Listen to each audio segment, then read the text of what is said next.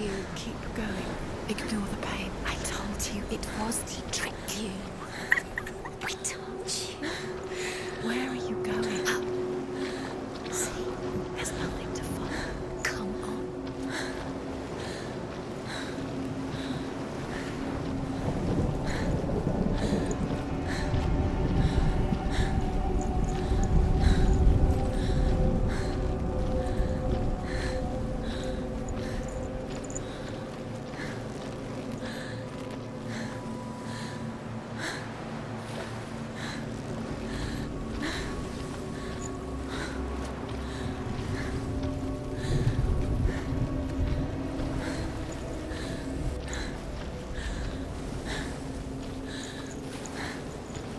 There it is. You're imagining things. It's Dillian. Go towards him. Quick, go, run. Come on. Before he disappears. Go, go, go. Ow.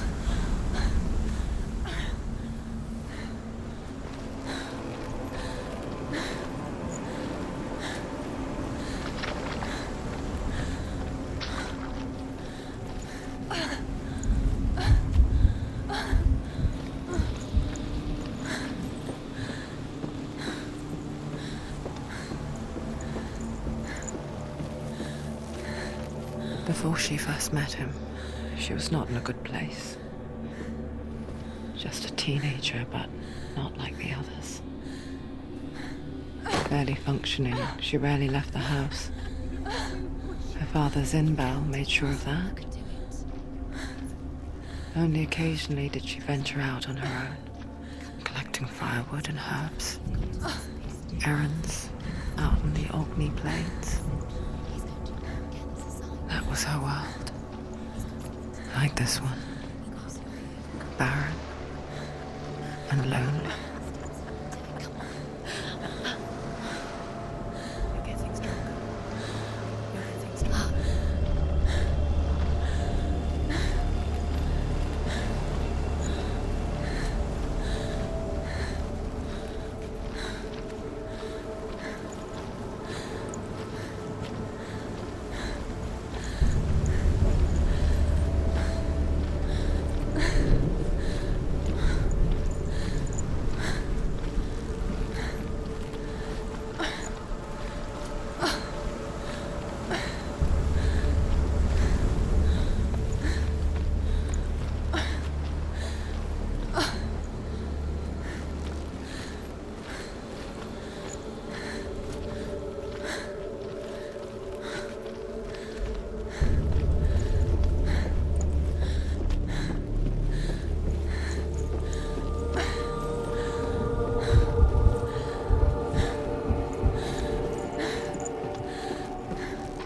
There he was, the lone figure of a boy. Swordplay under the shade of a tree. She remembers the first time she saw him. To her young eyes, he moved as if dancing, and the world danced with him. The gloom lifted. For the first time in years, she felt a ray of hope. He's there, under the tree. You can see him. There he is. Come on, you have to keep Dillian is waiting. Keep going.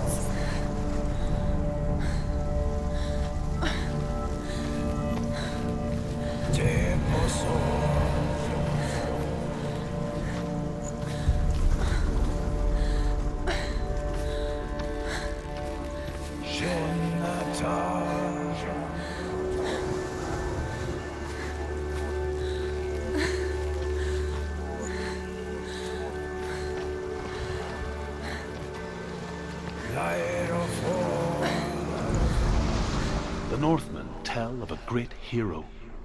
His name is Sigmund. His father's hall was built around a great tree, and one day Odin comes and thrusts a sword into the tree, a gift to whomever can release it. Many try, but the sword only comes out at Sigmund's touch. His brother-in-law, King Siggeir, wants it, but Sigmund refuses him, so King Siggeir plots revenge. He invites Sigmund and his brothers to a feast, But when they arrive, they are met with an army, not a warm welcome. King Siggeir captures Sigmund and his brothers, steals his coveted sword, and readies them for execution.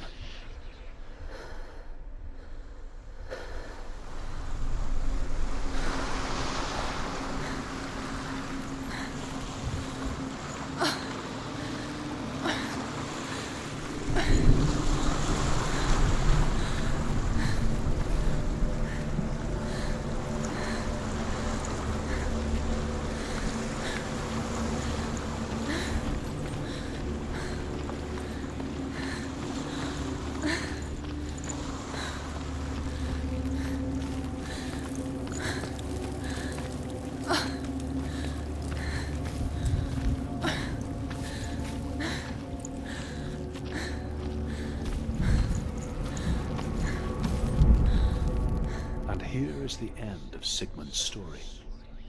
He was a fierce and great warrior who fought many battles. But one day, an old man came onto the battlefield. Although shadowed by a hood, Sigmund saw that he only had one eye. The man raised his spear, and Sigmund struck at it with his sword, but the sword shattered into pieces. Sigmund then knew that this was Odin, and thus that victory could not be his. He bowed his head and accepted his end. Dying, he tells his wife that she is with child, and that her son will one day make a great weapon out of the fragments of his sword. The sword named Gram.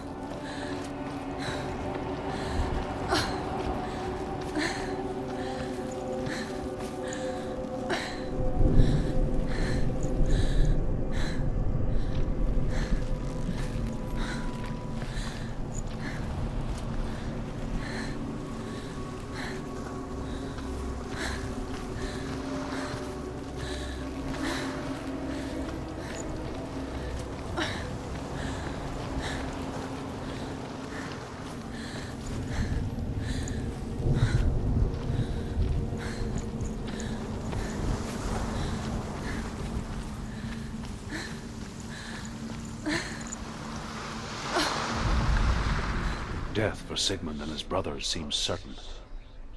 But the king's wife is Sigmund's sister, and she begs for mercy and implores the king to chain them up instead.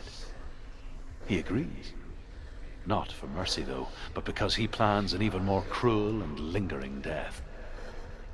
Chained to a tree in the forest that night, a she-wolf comes and devours one of Sigmund's brothers.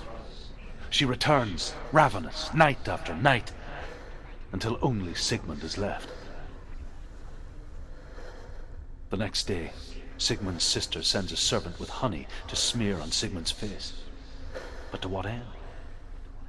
Well, that night, when the she-wolf appears again, you'll never guess what happens.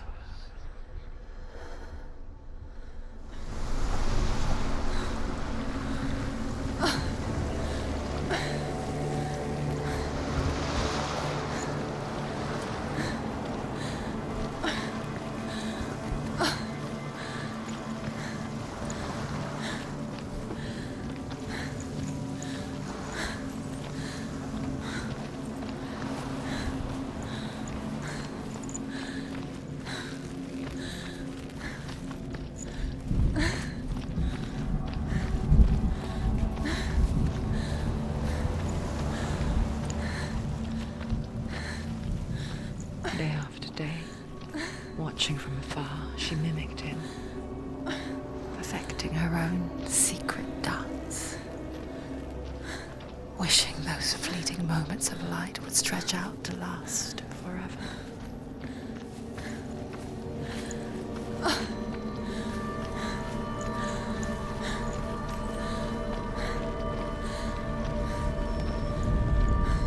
As the she-wolf licks the sweet honey from Sigmund's face, he bites the wolf's tongue. The she-wolf pulls away, but Sigmund holds on. The chains break, and he is free.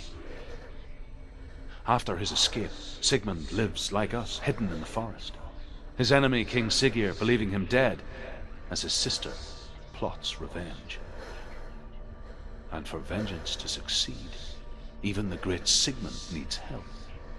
So she sends her sons to him. But their blood is weak and corrupted, and they're put to death by Sigmund. So his sister hatches a new plan, one that is cold of heart and pure of blood.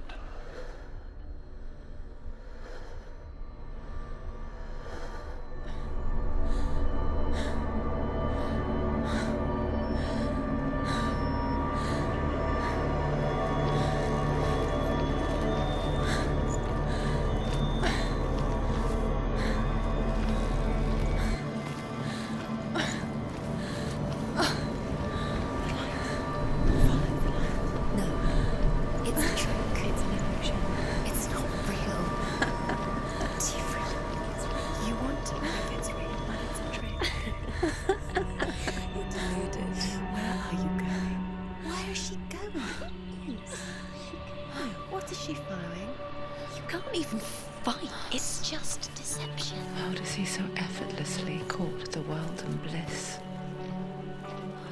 If only she could do the same. See the world through eyes anew and dance with it, just like he does.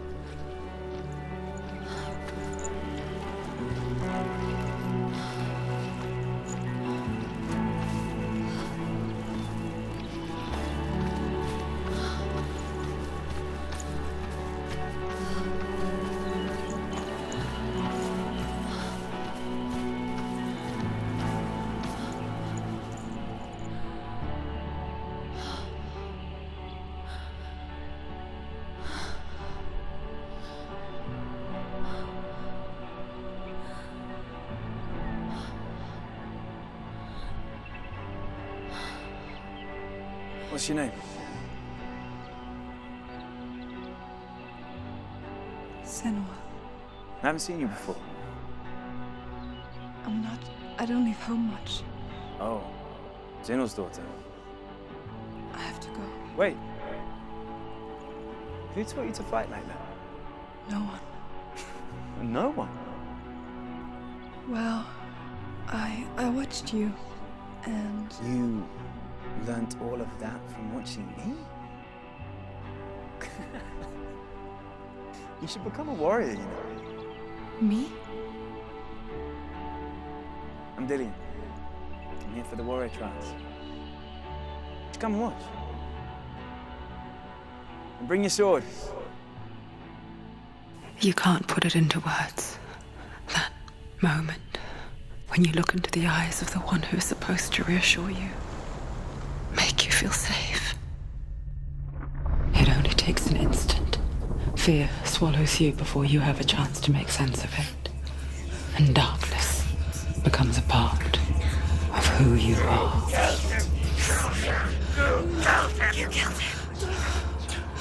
But her world changed the day the Northmen took him from her. Senua knows that there's no going back to how things were. That there's nothing to go back to at all. Stay still, stay quiet, hide, don't tell her. Their gods can see into your mind. They will use this power to destroy you. They won't stop me. I can still feel it.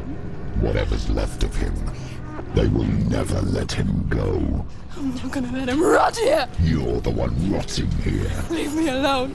You will die here. No. And all your suffering will have been for nothing. Shut up!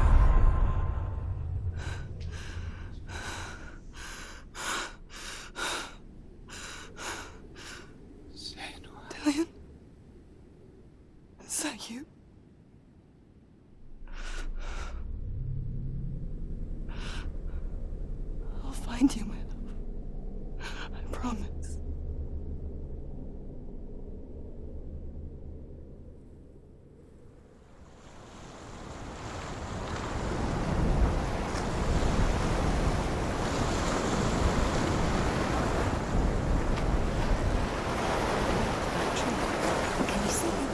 want to believe it. It's not real.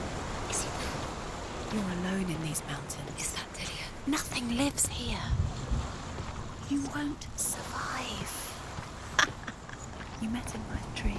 She met him by the tree. Maybe it's a sign, the tree. What's he trying to tell you? He's waiting for you by the tree.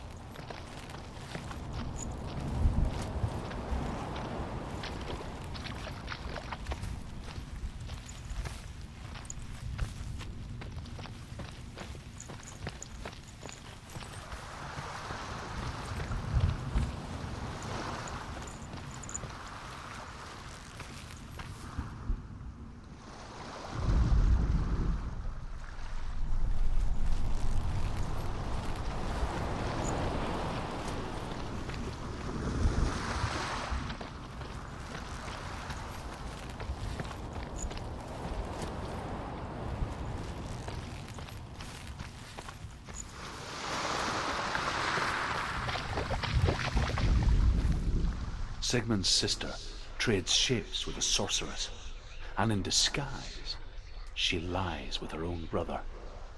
She gives birth to a son named Sinfjotli.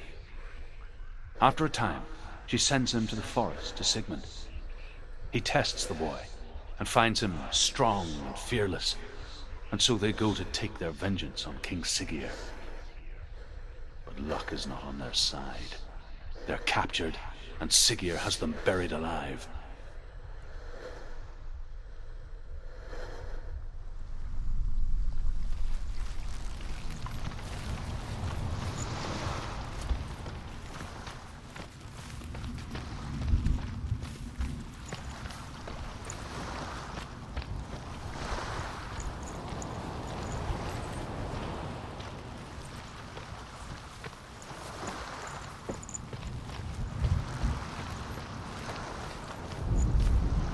As Sigmund and Sinfjotli are being buried alive, Sigmund's sister throws an armful of straw into the grave mound.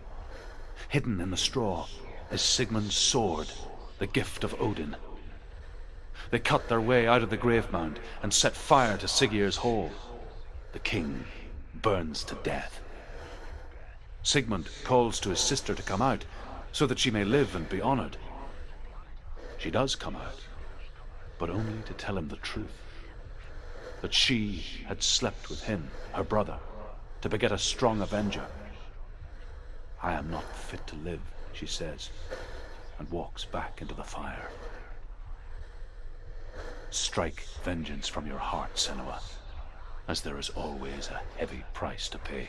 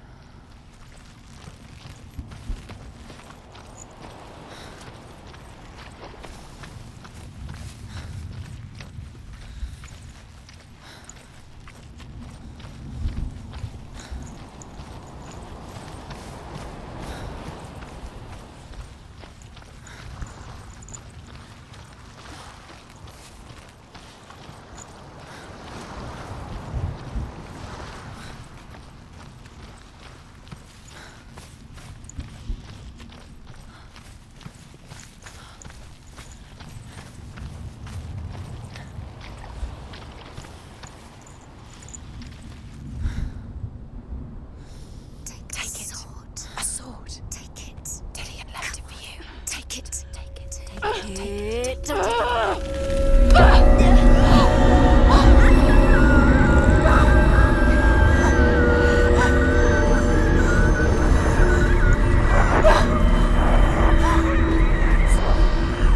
a trick.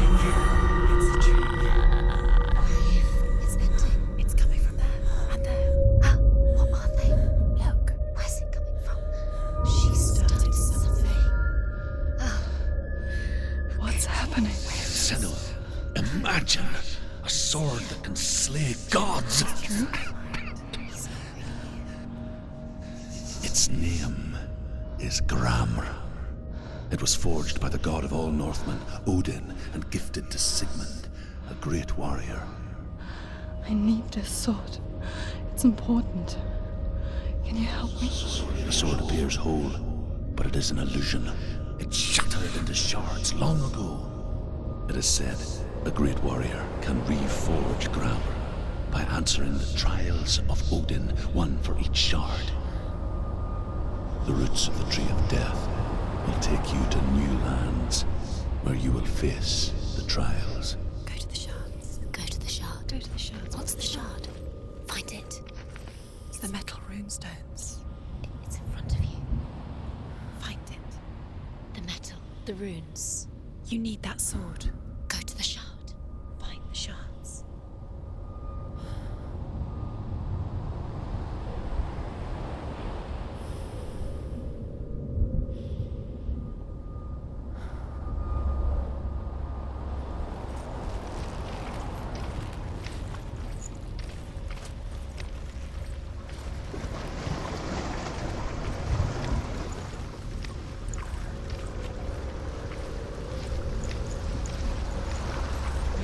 Find it. There it is. Focus. There's the shard. Focus. Focus. Use your eyes. Look. Get closer. What can you see? Go to it. It's not safe. Don't go near it. Move closer. A king in the north forced the dwarves to make a sword that would never fail and never rust, and that would slice through iron and stone and bring victory to its bearer. But the angry dwarves cursed it. It would be the death of a man every time it was drawn, and it would be the death of the king. Let me tell you about the sword Tyrving.